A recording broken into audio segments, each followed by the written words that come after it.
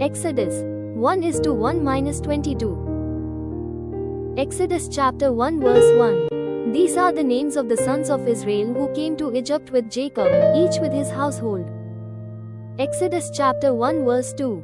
Reuben, Simeon, Levi, and Judah. Exodus chapter 1 verse 3.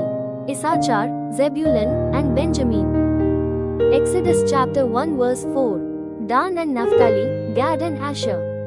Exodus chapter 1 verse 5. All the descendants of Jacob were 70 persons. Joseph was already in Egypt. Exodus chapter 1 verse 6.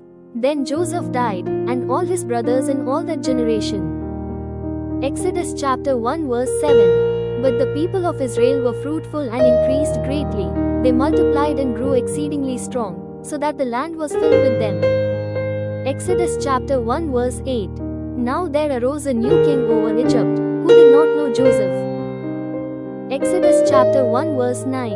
And he said to his people, Behold, the people of Israel are too many and too mighty for us. Exodus chapter 1 verse 10.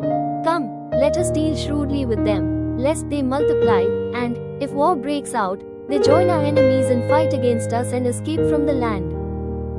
Exodus chapter 1 verse 11. Therefore they set taskmasters over them to afflict them with heavy burdens. They built for Pharaoh store cities, Pithom and Ramses. Exodus chapter 1 verse 12. But the more they were oppressed, the more they multiplied and the more they spread abroad. And the Egyptians were in dread of the people of Israel. Exodus chapter 1 verse 13. So they ruthlessly made the people of Israel work as slaves. Exodus chapter 1 verse 14. And made their lives bitter with hard service, in mortar and brick, and in all kinds of work in the field. In all their work they ruthlessly made them work as slaves. Exodus chapter 1 verse 15. Then the king of Egypt said to the Hebrew midwives, one of whom was named Shiphrah and the other Puah. Exodus chapter 1 verse 16. When you serve as midwife to the Hebrew women and see them on the birth stool, if it is a son, you shall kill him, but if it is a daughter, she shall live. Exodus chapter 1 verse 17. But the midwives feared God and did not do as the king of Egypt commanded them, but let the male children live. Exodus chapter 1 verse 18. So the king of Egypt called the midwives and said to them, Why have you done this, and let the male children live?